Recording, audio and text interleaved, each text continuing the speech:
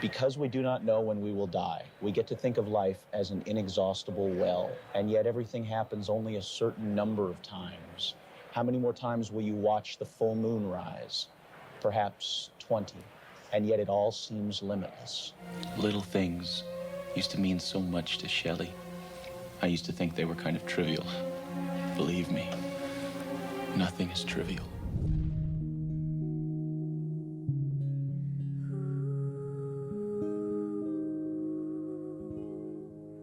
So it's a rainy, cloudy day here at Lakeview Cemetery in Seattle, Washington.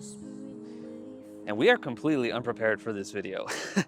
But since we're here, we figured we couldn't miss the opportunity to talk about the legendary Brandon Lee and show you guys where he's buried. Now, if you don't know who Brandon Lee is, you may have heard of his father, Bruce Lee, the legendary martial artist and actor. So just like his father, Brandon Lee became an actor, and he had a few roles here and there in a couple movies. But his most famous role was for playing Eric Draven in the original Crow. It's believed that when someone dies, a crow carries their soul to the land of the dead. But sometimes, just sometimes, the crow could bring that soul back to put the wrong things right.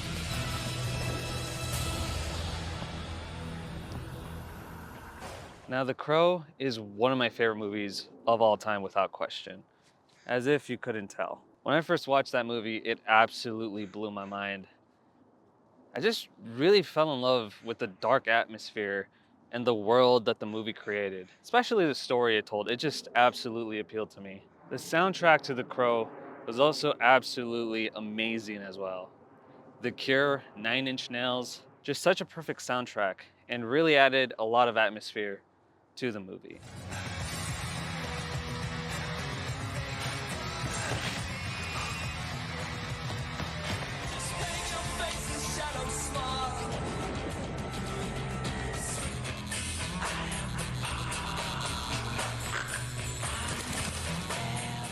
Now, when you watch The Crow, at least for me, there's this really intense sadness that I get watching it.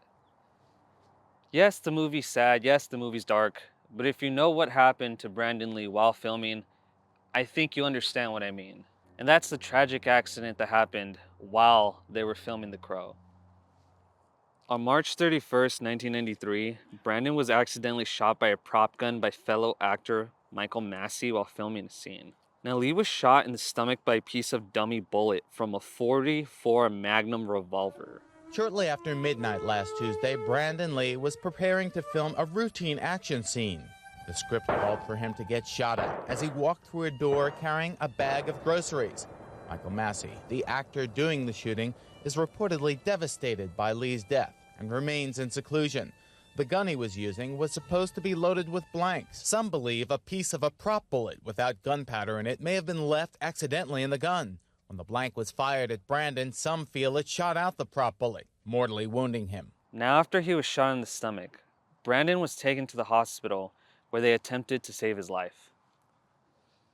For 6 hours, they performed surgery, trying their hardest to save him, but they ultimately ended up pronouncing him dead.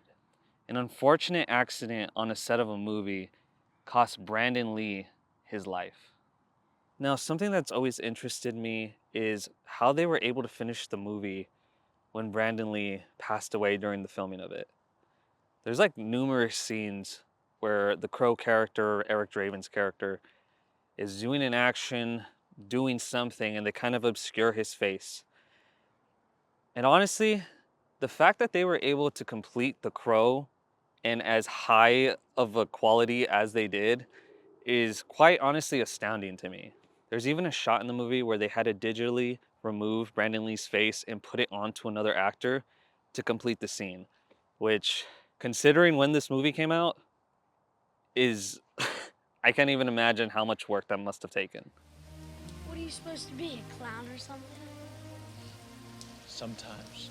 I wish the rain would stop just once. Can't rain all the time. Now, ultimately, the death of Brandon Lee on the set of The Crow led to multiple changes in safety measures when handling a gun on the set of a movie. So, although Brandon Lee's death was tragic and something that should have never happened, some good did come out of it at least.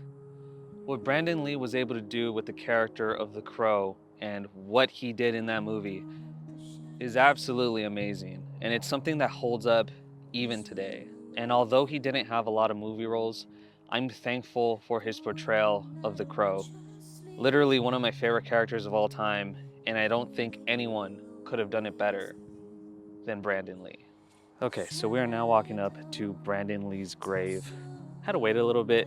There's been a lot of people coming through to see, I'm guessing, Brandon and Bruce Lee, but we are finally here. It's right over here. So down this little ramp actually leads to Bruce Lee and Brandon Lee's grave, which is right over there to my left.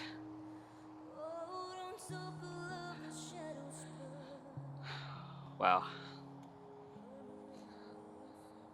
Both father and son, Bruce Lee, founder of Jeet Kune Do, and Brandon Bruce Lee. Now it's kind of surreal being here at Brandon Lee's grave after watching The Crow so many times. Now there is an inscription on his grave that I can't fully read out, but from what I can read, it does sound beautiful. Now, of course, you got all the flowers and stuff left here for Brandon, and I'm glad to see that he has just as many as his father does. I still got some coins here and lights, even have an orange. Just to also show you guys Bruce Lee's grave, here's his, with a picture of him. It says November 27th, 1940 through July 20th, 1973. I know I've already said this, but it's really surreal for me to be sitting right here next to Brandon Lee's grave, as well as Bruce Lee's. Brandon Lee was taken way too soon. He had a lot of potential to do a lot of great things, but I am glad that we got what we got from him. Victims, aren't we all?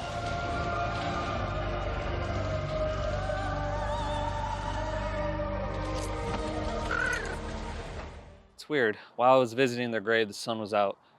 And that's like the only time the sun was really out while we've been here. But with that being said, thank you guys so much for watching this video. I'm Rye Melik. This is Spooky Nights. And we'll see you guys next time. Peace out, guys.